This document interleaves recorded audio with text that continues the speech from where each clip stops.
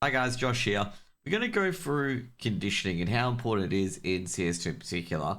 And this is just one example of it. Recently in the ANZC and DFRAG Sparks Cup 2, we had Semper Fi taking on the looks. And we want to take a look at this execute in particular and how it takes advantage of conditioning. But firstly, we got to define what conditioning is. So what is conditioning? Conditioning in CS terms is the process of accustoming your opponent to react in a certain way. So essentially, if you throw a smoke at bottom of banana each round, this is an example of conditioning. So the opponent's going to expect a bottom of banana smoke and you to swing out a certain direction. The use of conditioning is to basically trick your opponents to thinking that you're always going to smoke bottom of banana and you're always going to play that sort of way, when it's actually not the way you're going to play. Okay, you're going to play somewhere else. So what you need to do in particular with conditioning is that you need to analyze what your openings are, what the things that you always do, such as throwing a Molotov or throwing a smoke bottom banana, replicate that in a way, but don't replicate the other steps. So for example, if you throw a smoke down the bottom banana and you always try to contest top of banana, instead you throw the smoke at the bottom and don't contest, or you don't throw the smoke and contest top banana with a flash instead. That's the ways you can use conditioning to your advantage and catch your opponents off guard in particular. This example we're going to show you is a example that caught me and the other caster, Coach Piney, completely off in particular of what Semper Fi were doing. And you'll probably be caught off the same way as well, because I definitely was. Now, firstly, we'll start from Alistair's point of view. So Ali, he's got the utility. So basically, as you can see here, full buy round coming in from Semper Fi. They just want a force buy. Gotta give you guys some context before they get started in particular, is that Semper Fi just want a force buy on a hunt squeaky execute.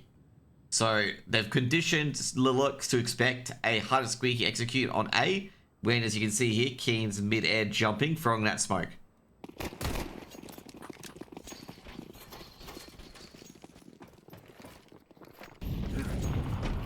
Now, you can see here, Ali and Keen have thrown the usual utility. So you can see here, Squeaky has already been cleaned up by the HE grenade. The earlier smoke from Keen's been thrown in as well. Ali's thrown the Molotov for Hut. And you're thinking, this looks like a hut squeaky execute. But you may notice, normally you have a second player here. You only have your first player here. What's going on? Now, second player here generally is Shady. But where is Shady? Shady's reinforcing this execute. Why? So they don't know that. They're assuming that Ali throwing these smokes and nades is going to be a hut squeaky execute. Now you can see here as well with Laco Taco, he's bending back in. And also, Bro's just bending back in, expecting a hard and squeaky execute. Now you can see as well, Vanilla is about to throw his HE grenade. He's expecting a hard and squeaky execute because he's seen that smoke come down as well. So let's keep playing it along, okay? Let's keep playing it along and we'll basically focus on Keen. So the reaction there from Laco Taco in particular is that he expected a hunt squeaky execute. He was ready for it. Then he heard someone get clipped by a Molotov and sprayed into that smoke towards vents. Now, also as well, Vanilla has also accelerated up in for a lobby crunch to try and stop this hut execute. And he's realized that no one's coming through hut. So it's completely caught him off guard altogether. Now, he does get a bit of a tag onto Shady, but the problem is that Comfy is way too far behind now. Comfy is the ramp player. He is way too far behind. The players are already in the site, and he's just readjusting off ramp, realizing that they've dropped into site. So now he's going to be operating on the back foot, and now he's going to be taking on Keen in a duel just into B side. As you can see here, Keen's got complete control of the site. Semper Fi can throw in the utility already. Comfy can't do anything, and now they're in a retake scenario. But this is the genius of this plan. We're going to go to outside, okay?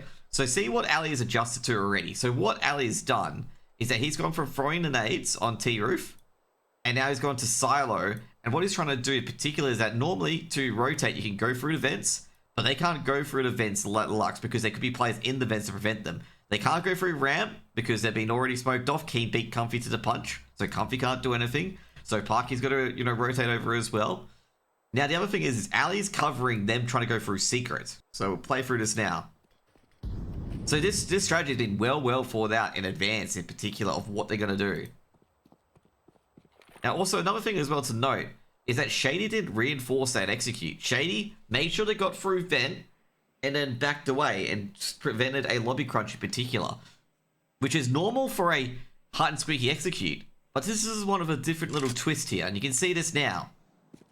So you can see here basically as well, Keen wins on the inside against Comfy in a duel, but Shady and Ali are protecting this from them rotating across, and have caught a player here. And that prevents that rotate from occurring, which means the only way they can really get in now is going through here, through ramp, or going into the vents, which neither of them want to do. Now you can see here, basically Ali is on the silo with a rifle as well, and he's going to catch out a few players as well for free. And really not much they can do here.